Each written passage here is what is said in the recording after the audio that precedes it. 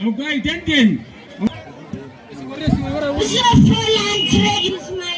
Imaamuddiin Yahyaa. I come from Istula. I am student grade 1. Lokiyas wae basisa. Akkam naftirtanii hundumtu barsiisa. Daandii namaaf tolaa isiniitu barsiisa. Abbaayi hundaa humna namaa beeka. Karoora bareedaa siitu nu akeeka. Karoora bareedaa siitu nu akeeka. Guutuu biyyaatirraa hanga anaaf gandaa hanga beektootaa hundi si barbaada. Hanga beektootaa hundi si barbaada. Jabaa dhugoota koo abbaa seenaa dhugaa.